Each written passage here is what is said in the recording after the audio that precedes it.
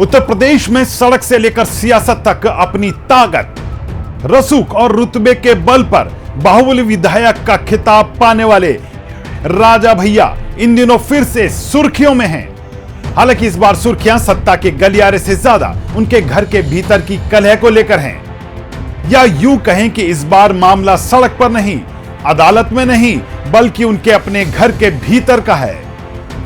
मां और बेटा आमने सामने आ गए हैं और चिट्ठियों के जरिए चल रही है खुली जंग। प्रिय बेटा बड़कू, ये तीन शब्द इस वक्त यूपी की सियासत को हिला रहे हैं। भानवी सिंह की चिट्ठी में ऐसा क्या है जिसने बेटे और पिता दोनों के लिए नई मुश्किलें खड़ी कर दी हैं? राजनीति में दबंग, घर में विवादग्रस्त राजा भैया के परिवार में शुरू हुई चिट्ठी जंग में क्या बेटा भी बन गया है मोहरा? पूरी कहानी आज हम आपको बताएंगे। उत्तर प्रदेश के बाहुबली की निजी जिंदगी में उठा तूफान अब सोशल मीडिया की सुर्खियां बना है। मां का आरोप, बेटा बाप के साथ, आखिर सच किसके पास है? नमस्कार, आप देख रहे हैं YBN यूपी उत्तराखंड और मैं हूं दीपक गौड़। आज हम आपको बताएंगे कि आखिर क्या है बाहुबली विधायक राजा भैया के परिवार का घरेलू चिट्ठी वाला संग्राम। अपनी इस रिपोर्ट में हम दिखाएंगे राजा भैया की पत्नी भानवी सिंह के बाहुबली विधायक पर लगाए गए गंभीर आरोप। हम बताएंगे कि आखिर क्यों दोनों बेटों को मां पिता की इस लड़ाई में कूदना पड़ा। आखिर क्यों राजा भैया के बड़े बेटे ने अपनी मां के आरोप पर ऐसा तीखा जवाब दिया है। आखिर क्यों भानवी सिंह ने अपने बड़कू को कहा पूत कपूत सुने हैं पर ना माता सुनी कुमाता। अपनी इस रिपोर्ट में हम बताएंगे कि आखिर कोर्ट और सोशल मीडिया में इस केस की गूंज क्या है। इससे पहले कि हम आगे बढ़ें, पहले जानते हैं राजा भैया और उनके परिवार की पृष्ठभूमि को। हालांकि जिन लोगों ने अभी तक हमारे चैनल को सब्सक्राइब नहीं किया है वो अभी कर लें और बेल आइकन को दबाना ना भूलें।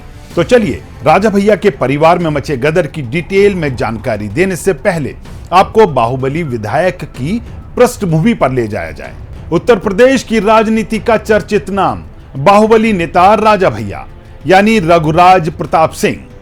राजघराने से आने वाले राजा भैया 1993 से लगातार कुंडा से विधायक बने हुए हैं। हालांकि अपनी ताकत, रसूख और रुतबे के बल पर उन्हें बाहुबली नेता कहा जाने लगा था। उन पर अपहरण से लेकर पोटा और घोटाले तक कई आरोप लगे, मगर वे हर बार बरी होते रहे। 1995 में उनकी शादी बस्ती राजघराने की राजकुमारी भानवी सिंह से हुई। दो बेटी और दो बेटों के बाद भी यह रिश्ता पिछले एक दशक से कलह का शिकार है। 2023 में राजा भैया ने तलाक की अर्जी दी तो वहीं भानवी सिंह ने घरेलू हिंसा और अफेयर के आरोप लगाए। हाल ही में बेटे शिवराज ने सोशल मीडिया पर पिता का पक्ष लिया और मां पर करोड़ों की डिमांड का आरोप लगा डाला। जवाब में भानवी सिंह ने चिट्ठी लिखी, प्रिय बेटा बड़कू, और बेटे की मजबूरी पर सवाल उठाए। यह विवाद अब अदालत, मीडिया और सोशल मीडिया पर खुलकर सामने आ चुका है और यही वजह है कि यूपी की सियासत में राजा भैया का पारिवारिक संघर्ष सुर्खियों के केंद्र में है। असल में लंबे समय से चल रहा घरेलू विवाद एक बार फिर से सुर्खियों में तब आया जब भानवी सिंह ने सितंबर 2025 में पीएमओ को एक पत्र लिखकर परिवार के भीतर चल रहे विवादों को सड़क पर ला दिया।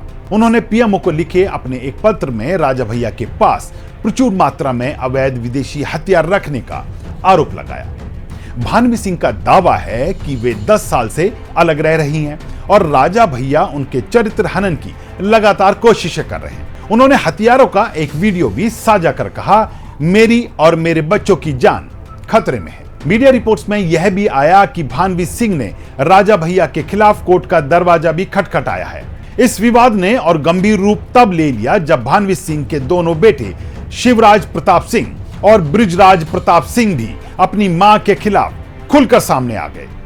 उन्होंने अपनी मां पर ही कई गंभीर आरोप लगाए और कुछ तथ्य भी सामने रखने की कोशिशें की।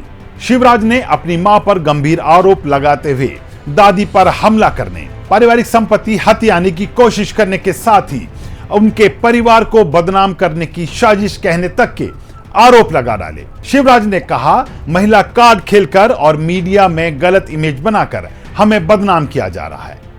वहीं बृजराज ने भी सोशल मीडिया पर पोस्ट लिखकर मां को घेरा और हथियारों के आरोप पर तंज कसा। वह बोले, अगर घर में WMD है तो क्या न्यूक्लियर रिएक्टर भी लगाया हुआ है? दोनों बेटों ने अपनी पोस्ट में मां के आरोपों को साफ साफ राजनीतिक साजिश करार दिया। आप स्क्रीन पर देख सकते हैं वो पोस्ट जिसमें बेटों ने मां के खिलाफ खुलकर बयान दिए हैं। इन पोस्ट ने सोशल मीडिया पर आग लगा दी है। वहीं भवानी सिंह ने इन आरोपों को झूठा और अधूरा करार दिया है। उनका कहना है कि बच्चों को राजा भैया के करीबी पत्रकारों ने स्क्रिप्ट लिखकर पोस्ट करने को कहा।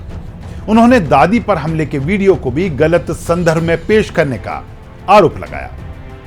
भानवी ने कहा, यह सब मेरी छवि बिगाड़ने और मेरे बच्चों को मुझसे दूर करने की साजिश है। इसके साथ ही अपने बेटों के आरोपों पर उन्होंने एक्स पर एक पोस्ट करते हुए जवाब दिया। प्रिय बेटा बड़कू, नवरात्रि का अवसर है, घर घर में आरती हो रही है। पूत कपूत सुने हैं परना, माता सुनी कुमाता। मुझे यह भरोसा नहीं हो रहा कि वाकई में मेरा कोई बेटा कपूत भी हो सकता है। मुझे मजबूरी में ये वीडियो जारी करना पड़ रहा है जिसमें मुझे पीटने का सच तुम्हारे नाना और मेरे पिताजी बयान कर रहे हैं। मेरी वही बहन जिसके साथ मिलकर तुम्हारे पिताजी और मेरे पति रघुराज सिंह ने अवैध संबंध बनाए और उसका जीवन बर्बाद किया और मेरा भी जीवन बर्बाद किया। वही बहन मुझे जब पीट रही थी तो मैंने उसका प्रतिकार किया। खैर, सभी को पता चल जाएगा ये सच भी। अभी कई और वीडियोस हैं जिसमें तुम्हारे पिताश्री के बारे में तुम्हारे बाबा बड़े महाराज और दादी जी बहुत कुछ कह रही हैं। उन्होंने इनके कृत्यों से ही आजीज आकर यहाँ तक कहा कि वे उनकी मृत्यु के बाद उनका अंतिम संस्कार भी नहीं करें। यह सब कुछ मैं पब्लिक डोमेन में एक के बाद एक जरूर डालूंगी। मुझे पता है बेटा, तुम्हारी मजबूरी है, तुम्हें सारा सच पता है। तुम भी मेरे साथ सड़क पर जाने को मजबूर किए गए थे। रात में मुझे तुम सभी बच्चों के साथ घर से बाहर सोना पड़ा था। मुझे उम्मीद है तुम्हें सद्बुद्धि भी आएगी और सोचोगे कि तुम्हारी माँ के साथ क्या किया गया था और माँ ने कितनी प्रताड़नाएं एक व्यक्ति की अय्याशी और आपराधिक प्रवृत्ति की वजह से झेली है। किस मजबूरी में माँ ने मुंह खोला। फिर भी तुम बेटा अपने करियर के लिए और सुख सुविधा के लिए जो भी कर रहे हो उससे मुझे ऐतराज नहीं। मैं चाहती हूँ दुनिया की सारी खुशी तुम्हें मिले, बस तुम्हें दुनिया मेरा नालायक बेटा ना कहे। सारे साक्ष्य एक के बाद एक मिलेंगे। फिलहाल वो सच जो तुमने किसी दबाव में आधा बताया, आधा छिपाया और जितना बताया वो भी झूठ, एक बार देखो और फिर हो सके तो एक बार और लिखना। बेटा, मैं मजबूर हूँ, जवाब तो देना ही पड़ेगा। और हाँ, अंत में फिर दोहरा रही हूँ, मेरे चरित्र हनन से कुछ नहीं होगा। यह जांच एजेंसियों को बताना ही है कि इतने अवैध हथियारों का जखीरा कहाँ से आया और क्या कोई इसके पीछे आपराधिक गठजोड़ है। क्या कोई बड़ा अंतरराज्य या अंतरराष्ट्रीय गिरोह से इसका संबंध है। मार पिटाई के मैनिपुलेटेड वीडियो तुम्हारे पापा की मदद नहीं कर पाएंगे क्योंकि उनका अपराध बहुत बड़ा है और लोगों की सुरक्षा के लिए उनका कृत्य बहुत खतरनाक। तुम्हारी माँ। चलिए अब उन तारीखों पर भी नजर डाल लें जो धीरे धीरे इस मुद्दे को गरमाती गई। असल में मुद्दा शुरू हुआ दोबारा से 3 सितंबर को, जब भानवी सिंह ने पीएमओ को एक पत्र लिखा। 10 सितंबर को भानवी सिंह ने हथियारों का एक वीडियो सोशल मीडिया पर पोस्ट किया जो वायरल हुआ। इसके बाद 15 सितंबर को बेटों की पहली सोशल मीडिया पोस्ट सामने आई। 20 सितंबर को उनके बेटे बृजराज का तंज भरा ट्वीट सामने आया और इसके बाद 25 सितंबर मीडिया रिपोर्ट्स में दोनों तरफ के आरोप और जवाब लोगों के सामने आए। अब कोर्ट और पुलिस दोनों पक्षों के आरोपों की जांच में जुटी है। कानूनी जानकार मानते हैं कि इतना बड़ा विवाद लंबे समय तक चलेगा और हाई प्रोफाइल गवाह और सबूत पेश होंगे। लेकिन आपको बता दें कि राजा भैया लंबे समय से यूपी की राजनीति में स्वतंत्र धारा के नेता रहे हैं। उनके समर्थकों का मानना है कि यह सब उनकी छवि खराब करने के लिए रचा गया एक षड्यंत्र है। विपक्ष कहता है कि जब ताकतवर नेता के घर यह हाल है तो जनता को क्या मिलेगा। राजनीतिक पंडित मानते हैं कि 2027 के चुनाव में इसका असर दिख सकता है। बहरहाल इस मुद्दे को लेकर सोशल मीडिया पर लोग 2 हिस्सों में बंट गए हैं। कोई बेटे के साथ है तो कोई मां के साथ। मीम, ट्रेंड्स और हैशटैग लगातार वायरल हो रहे हैं। लेकिन परिवार की इस जंग ने एक ताकतवर राजनीतिक घराने की इमेज को हिला दिया है। दादी अस्पताल में हैं, बच्चे सोशल मीडिया पर, मां कोर्ट में और पिता चुप्पी साधे हैं। सवाल उठता है, क्या यह विवाद सुलझ पाएगा? अब साफ नजर आ रहा है कि यह सिर्फ कोई पारिवारिक विवाद नहीं रहा, बल्कि राजनीतिक और कानूनी लड़ाई में बदल चुका है। आने वाले दिनों में राजा भैया के घर की यह कहानी कई नए मोड़ लेते नजर आएगी। YBN यूपी उत्तराखंड इस मुद्दे पर नजर बनाए रखेगा, लेकिन आप इस मुद्दे को लेकर क्या सोचते हैं? क्या घरेलू कलह है, राजनीतिक साजिश है, या फिर दोनों का मेल? हमें कमेंट बॉक्स में लिखकर जरूर बताएं। अगर आपको हमारी यह रिपोर्ट अच्छी लगी हो तो इसे लाइक और शेयर करना ना भूलें। आज के लिए इतना ही। ऐसे एक नए मुद्दे को लेकर आपके बीच जल्द हाजिर होंगे। तब तक के लिए नमस्कार।